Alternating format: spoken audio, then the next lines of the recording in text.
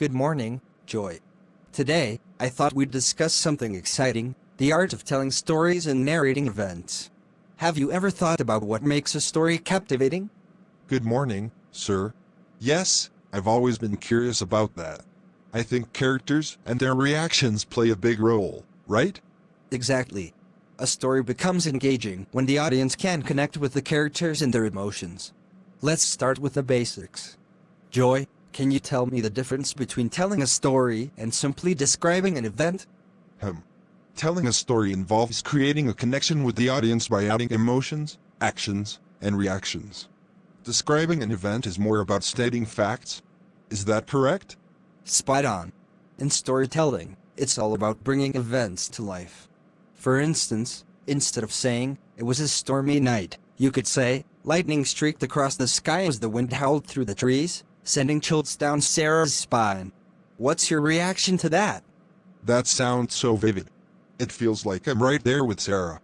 That's the magic of storytelling, using descriptions to evoke feelings. Now, let's talk about characters.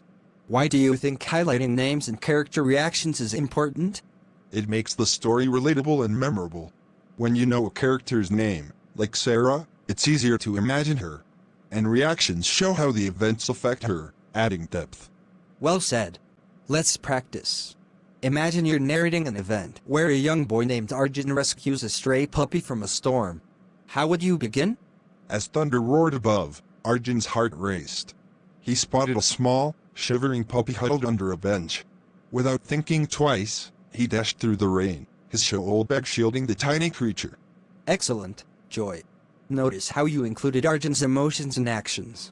The audience feels his urgency and compassion. Now, what's one way to build suspense in this scene? Maybe by describing how the storm worsens? Like, the rain came down harder, and Arjun could barely see through the blur, but he kept moving. Perfect! Adding challenges keeps the audience hooked. Remember, every story has a plot, a beginning, middle, and end.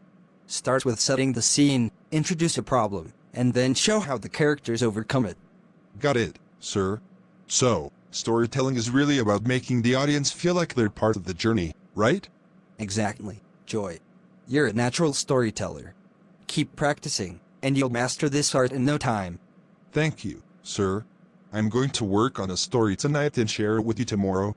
I'd love to hear it, Joy.